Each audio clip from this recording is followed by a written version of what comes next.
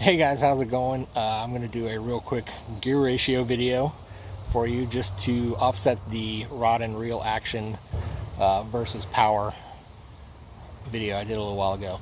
So, gear ratio. For bait casting reels, basically just for bass fishing. You can use bait casting reels for other stuff, but I'm specifically talking about bass fishing just because that's what I know about enough to talk about it.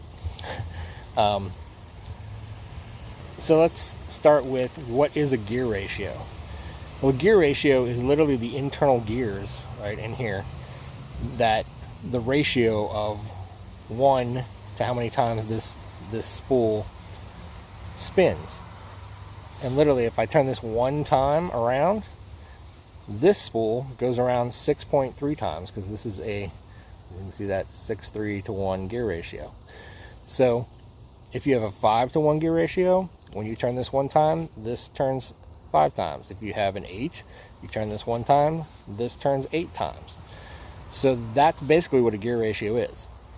The slower the gear ratio, the slower the reel.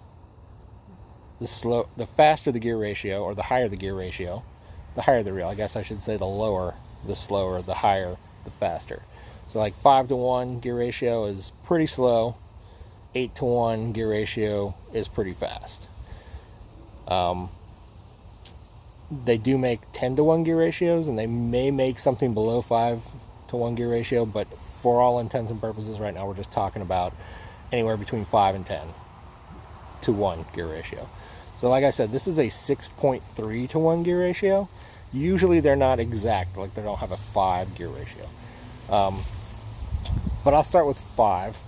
The 5.1, 5.2, 5.3, whatever it may be. I think the lowest gear ratio I own is a 5.3 to 1 gear ratio, and that reel is great for throwing deep diving crankbaits. Why is that?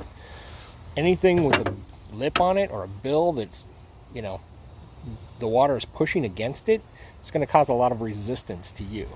If you have something with a higher gear ratio, a faster gear ratio, it's going to be harder for you to turn that reel. You're grinding against it. If you have a lower gear ratio, it's easier. You're moving your hand easier. Now, it's not moving as fast as it would if you had a higher gear ratio, but generally speaking, it's moving at the proper rate that you should probably be throwing that bait.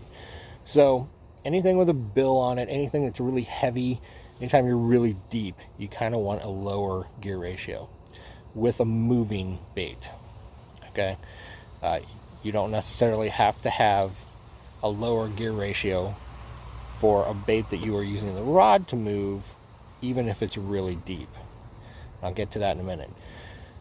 But that's basically what I use and what most people use that lower gear ratio for. That 5, I'll just go from 5 to 6. The 5, 3 to 1, 5, 5 to 1, anything in there. 6, I don't really want to say 6 all the way up to 7, but we'll kind of say in that range, that 6 to 7 range. 6.2, 6.3, like that reel there. This other one is a 6.8, which is one of my favorite gear ratios, and I'll get to that in a minute too. But that 6.2, 6.3, that is perfect for anything that you are moving shallow, anything that you are moving that you don't want to go super fast, which to me is most everything. Like if I'm throwing a spinnerbait, let's just say this, 6.2 to 6.5 is perfect range for a spinnerbait, chatterbait, a square bill crankbait.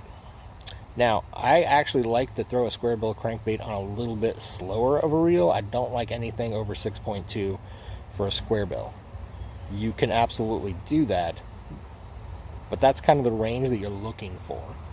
I have thrown square bills because they do have a significant amount of resistance in the water with those bills, especially the bigger one, and 2.5s, 4.0s, 8.0s, anything that range, bigger square bills, I throw with a 5, 3 to 1, 5, 4 to 1 gear ratio. But normal size 1.5s up to 2.5s, You can absolutely throw those on a 6.2 gear ratio reel. It's going to move them a little bit faster, and you may actually get more reaction bites that way. But it's not going to be difficult for you to physically do. So that's kind of what I like that area. And all around, 6.2 to 1 gear ratio is kind of a great 6.2 to 6.3. That gear ratio range is kind of an all-around really good reel, because you can still get away with throwing heavier deep diving crankbaits on that. It's just going to be a little bit more difficult, not very much more difficult. And you can also do things like throw a jig, throw a worm. You're just not going to be able to catch up and reel that thing back in as fast as you can with an 8 to 1 gear ratio. But you can still absolutely fish. You can flip, you can pitch, you can drag a jig around, you can drag a worm around. You can throw a swim bait on that gear ratio, you can throw a spinner bait on that gear ratio. In fact, they're perfect for that mid-range chuck and wind kind of stuff. Lipless crankbait, actually go a little faster with a lipless crankbait, but you can get away with that. So that 6.2, 6.3 to 1 gear ratio is a really good ratio for all around kind of fishing. If you are just starting out, that's the gear ratio I would get. Now, once you move up from there, that 6.8 to me, again, I think 6.8 is perfect for things that are kind of the, I want to say the in-between, where you're reeling up slack, but you're not trying to just get the bait back real fast and chuck it out there again like a jig or a worm. This is something that you're only reeling up slack. You're using the rod, the motion of the rod, to get the action from the bait. A jerk bait is the number one thing I'm talking about right now. Top waters, poppers or spooks. We could go with frog here, but I actually like 7.2 for a frog. You can use 6.8 gear ratio for a frog also. But that 6.8 gear ratio, what it does, because most people use 7.2 to 1 gear ratio for the things I'm talking about right now. Jerk baits and topwaters, spooks and stuff like that. But what this does is it allows you to not take up too much line, because all of those baits you want to work on slack line. So anything that you want to work on a slack line, and you're going to be, twitch, and reeling it like this the whole time, you want a 6.8 to 1 gear ratio. That is, in my opinion, the perfect gear ratio for that. Now, everybody's different. You may find that the 7.2 works better for you. You may find that a 6.5 works better for you.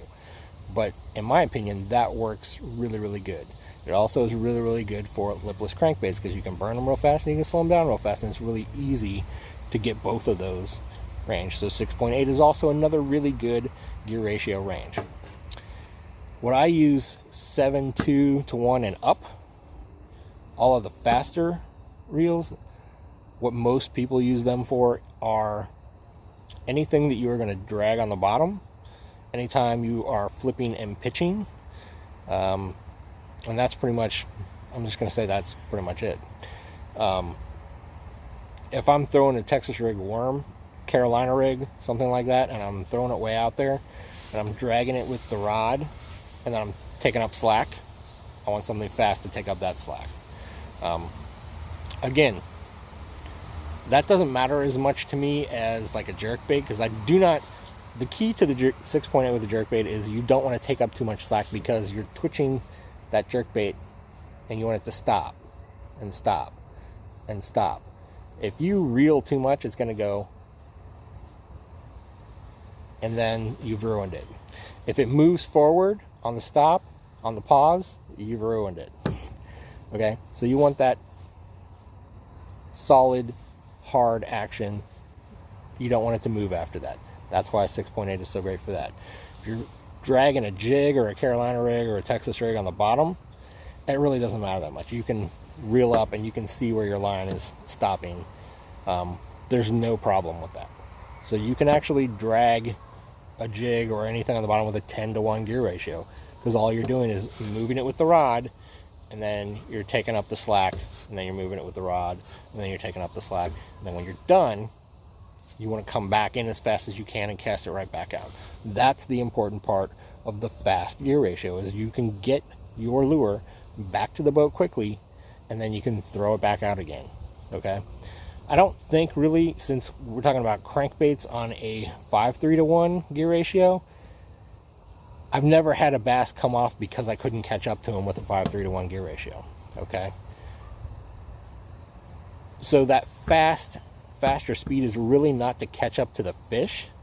It's really to get your lure back in so that you can make another cast, make another presentation.